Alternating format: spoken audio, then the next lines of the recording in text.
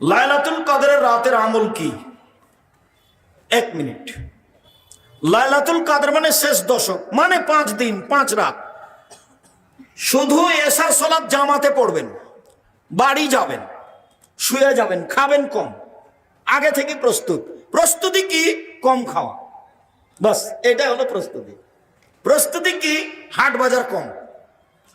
11টা 10:30টায় উঠে যাবেন, একটু শুয়ে যান এশার সালাতের পরে, একটু শুয়ে যান, 10:30টা 11টাতে উঠে দাঁড়ান, 8 রাকাত সালাতে ভোর করতে হবে। চাঁপাই নবাবগঞ্জে দেবীনগরে ওরা কোরআন তেলাওয়াত করে রাত জাগে, জায়েজ নয়। ঢাকাতে ওরা বক্তব্য দিয়ে রাত জাগে, ওটাও বেদাত। তো কিভাবে রাত জাগতে হবে? এই যে কিভাবে দেখান তো দেখি। আল্লাহু আকবার। 8 রাকাত সালাত আদায় করব।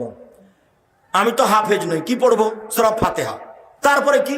সূরা ইখলাস, কুল আল্লাহু আহাদ, পড়তে থাকবো। আর দাঁড়িয়ে থাকতে পারি না, তখন রুকুতে যাব। কি বলবো? সুবহানাল্লাহ আযীম কতবার? লক্ষ কোটি বার, যতক্ষণ থাকা যায়। উঠে আসি, সামি আল্লাহু লিমান হামিদাহ, আবার সিজদায় যাই। কি বলবো? সুবহান রাব্বিল আলা। কতবার? যতবার চলে। উঠে আসি, দোয়া পড়ি, আবার যাই। কতবার? যতবার চলে। এ হলো 1 রাকাত। এভাবে আরেক রাকাত, এ হলো 2 রাকাত, এভাবে আর 2 রাকাত, এ হলো 4 রাকাত। এইবার আসলো তাসবিহ তাহলিল, ক্ষমা চাওয়া, কান্নাকাটি। আজকে ক্ষমা নিতে হবে রাতে। আগে ক্ষমা করো, তারপরে কোনো কথা। 2 চোখের পানি ঝরঝর করে ঝরবে। দরজা থেকে ভিতর থেকে শিকলি লাগিয়ে দিতে হবে, বাইরে থেকে যেন কেউ না আসতে পারে। নির্জনে কান্নাকাটি করতে হবে। ক্ষমা আজকে নিতে হবে ঘন্টা যাবত। এরপরে আবার 4 রাকাত পড়তে পড়তে দেখা যাবে আজান হয়ে আসছে। এরই নাম হলো রাত জাগা। বুঝা গেল না কথা? এটাই স্পষ্ট, এটাই নীতি।